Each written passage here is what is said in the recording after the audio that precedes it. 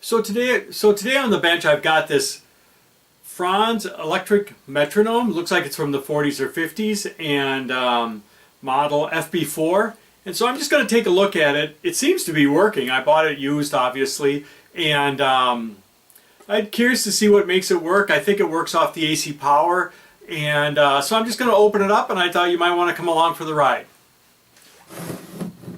So let me turn it on. There's a little light on the top. Must be a neon bulb. And pull this out for the sound.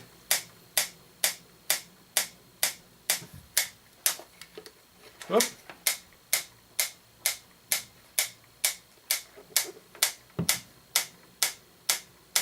It's got kind of a noise to it. Can you hear it? When I hold it just right, it makes kind of a grindy noise. That's not great news. There.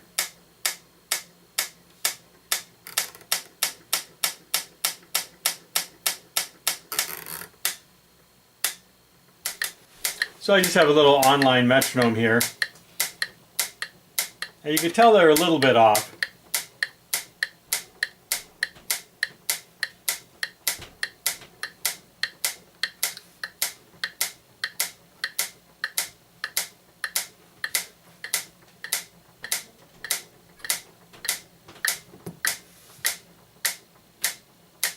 Yeah, you can hear they started getting a little out of phase.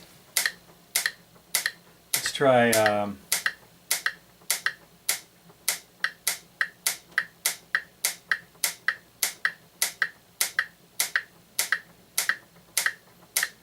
$184. Remarkably good. Okay, let's take it apart and just see what, like I say, what makes it tick.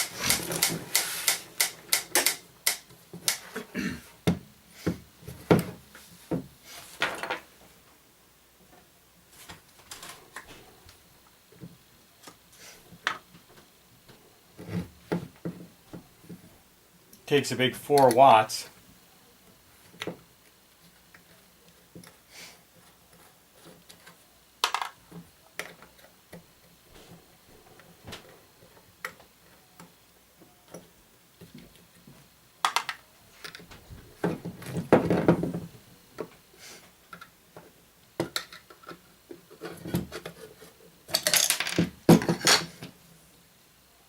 Interesting.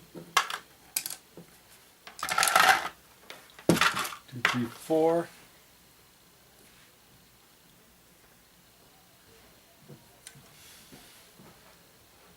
Yeah, I don't know. This looks like it might be a little hard to get apart.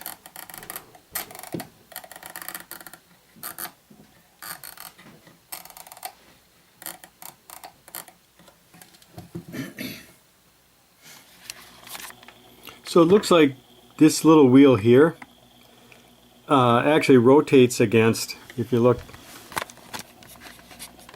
look at this wheel down here, that's got kind of a curve on it, and then this wheel here, it doesn't work right now because it has to be sitting upright, because I think this just falls down upon this wheel as a way of turning this wheel. But then if you look at this wheel, if I spin it, you can kind of see that little contact there, opening and closing, and that kind of contact is probably to the I'm sure it's to the neon light. So I'm going to take it apart more, and hopefully I won't wreck it. And so here,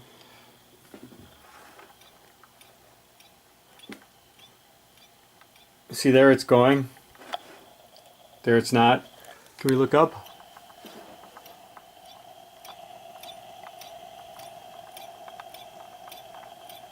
Yep, there you can see the two wheels spinning against each other.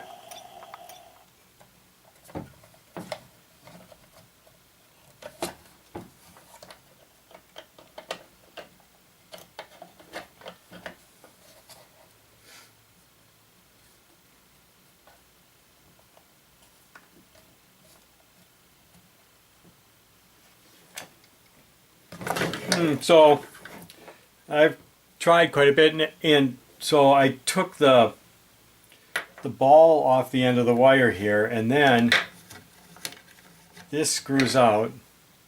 It's a little screw head like that. That's pretty tricky, and then that slides right out. You've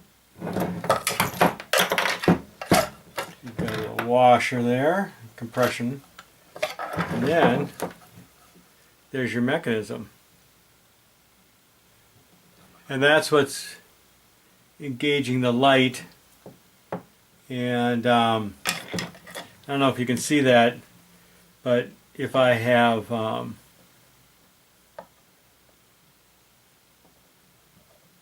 you can see a little cam in there. That little cam then is acting. So where's my wire? So my wire,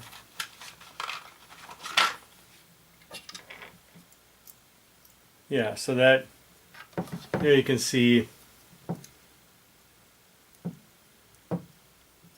how the mechanism there, when it's like that, when it's pulled out, then that holds that in place, where otherwise it's got some spring to it. And that's just tapping on the side of the case, and then there's just a cam inside there that as it spins it comes around, does the LED.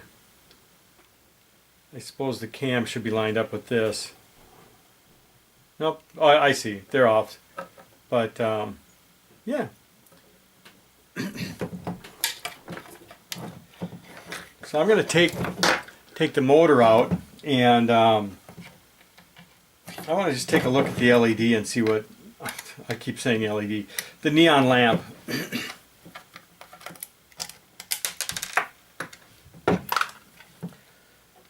And see what it looks like. I'm going to have to figure out how that goes back together. But there you see the motor. Very simple asynchronous AC motor. And then there's a metal band in here. And that metal band, let's see if we can get it, make sure I don't have anything shorting.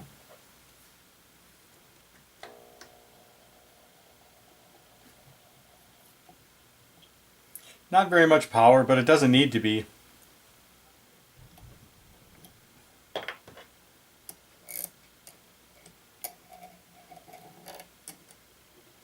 Cool.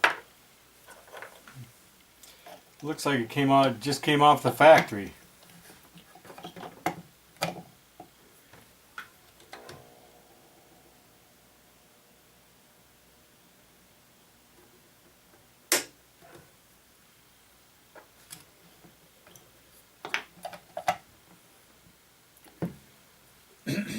And then we just have a resistor in there. What is it?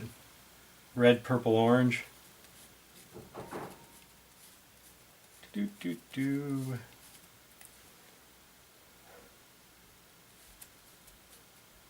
Whoops. Yep, red, purple.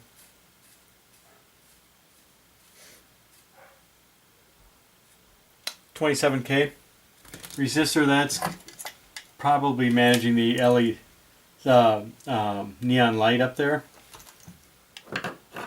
That looks like it might be kind of hard to get out.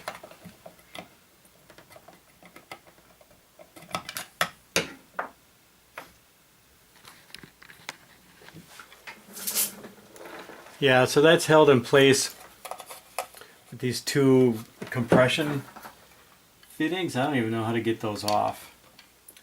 So I've had my fun. I've taken it all apart and really taken a good look at how it works and how it's put together. So now I'm just going to put it back together and see if I can get it working again. Well, here it is all back together. It's working pretty well, given that I never did figure out what this part is for. Whoops. But yeah, you can see underneath, like I said, it doesn't work with doesn't work when it's tipped up, but when I tip it back, because that wheel has to go down and touch against the other wheel. But I want to see how accurate it is, because if you look right here, there's 2 screws right here and right here that are used to adjust how this gear actuates the rotation of that arm. And so what I'm going to do is I'm going to set this up, and it's not very loud, so I'll put this microphone next to it, and then I'll run that microphone into that amp, just a guitar amp, and I just have the amp hooked up to a dummy load because this is so quiet. It doesn't make, I just don't want to hear all that noise. So I got it hooked up to a dummy load right here. And then from the dummy load, I have it coming into my oscilloscope. And so what I'm going to try to do is see if I can figure out how on time it really is. Because this right here is saying beats per minute. And so let's see how accurate it is and see if we can adjust it.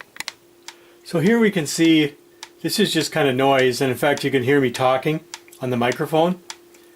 But you can see the little ticks right here, here. So I'm going to pause this. I can't trigger it because it's going too slow. But let me stop. Let me let it be silent for a minute and then let me stop it.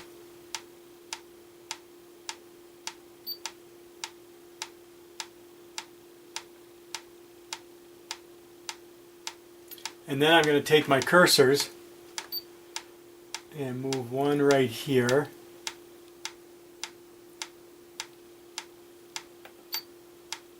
Whoops.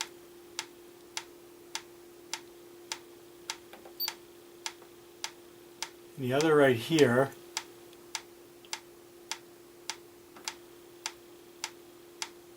It's kind of hard to see, but then you can see that we've got about 574 milliseconds, and let me write that down.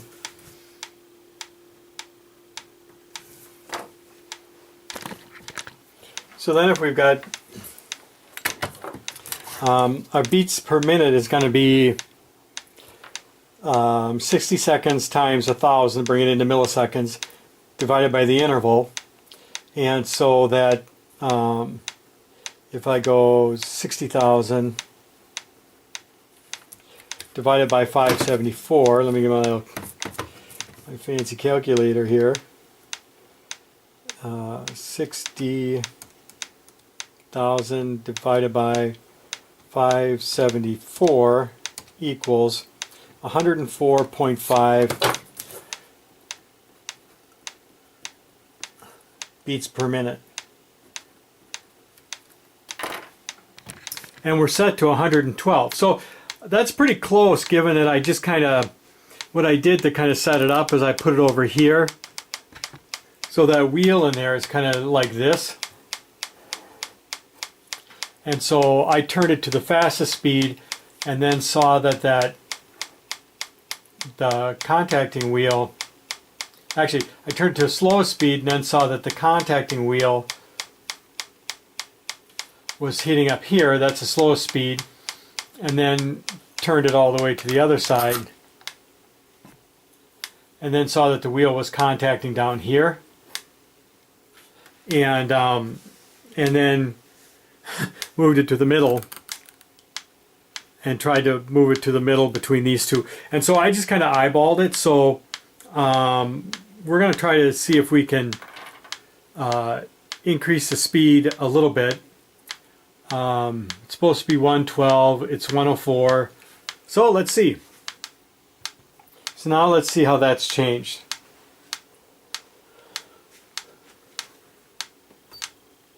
So now we're running, oh, there you can see my voice, and I'm just going to hit stop.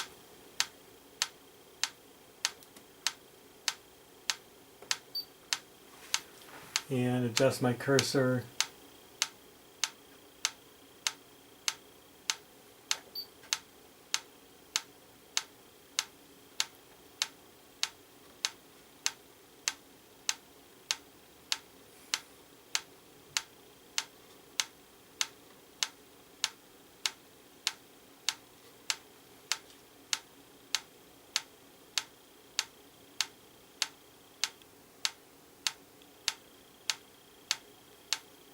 So that's 610.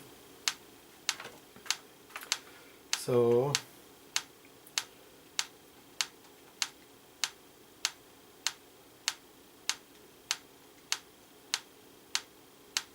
that went the other direction. So that was 98. So one turn went 6 in the wrong direction. So what do we want to be? I guess 60. So I just did a little math, and I think we want 535 milliseconds will give us the 112 beats per minute. We want to go in quite a bit because it looks like we're currently at 98 beats per minute. We were at 104 with a single turn of the screw, and so then I'm just turning this one in. So now let's try it. So that's 540, and we're looking at for 535 milliseconds. So I'm just going to go half a turn.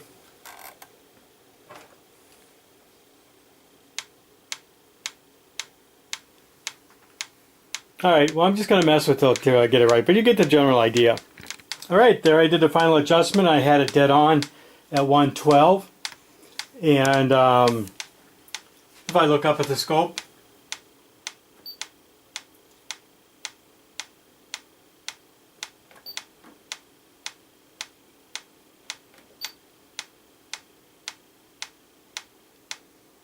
(542 milliseconds), which should be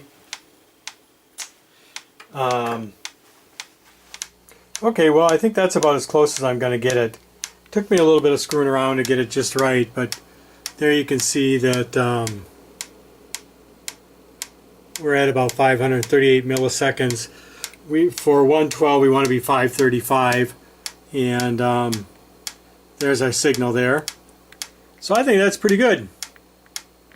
So with it set at 40 beats per minute, quick calculation tells me that 40 beats per minute is going to be 1500 milliseconds. And then up here you can see that we're at, come on, focus, 13 about 1352. I guess that's as close as we're going to get. I mean, the center works. Let me try the other extreme. Okay, we have it set to 208 beats per minute. 208 beats per minute should give us about 288 milliseconds, according to our calculator. And if we look here,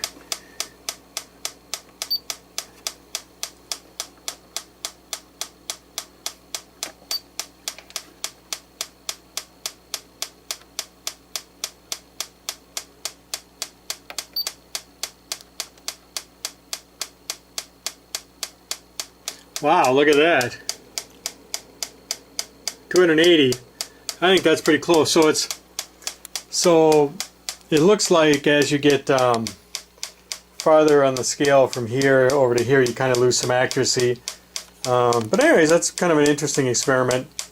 So that's the video of the teardown of the Franz model FB-4 metronome. I don't know what year it's from. Looks like 40s or 50s, but it's kind of a cool little gadget. I like the way the wheels work inside. The rubber was all still good. All the mechanics were still good, and took a little bit of adjusting. It was not easy to get apart. This little ball here, I think, needed to be desoldered to get it apart, but live and learn. If I ever get another one of these, I'll know how to get it apart. And so that's my video. I hope you enjoyed the teardown and looking at this old technology. And if you did, please hit like, and don't forget to subscribe, and join me for more fun videos. Thanks!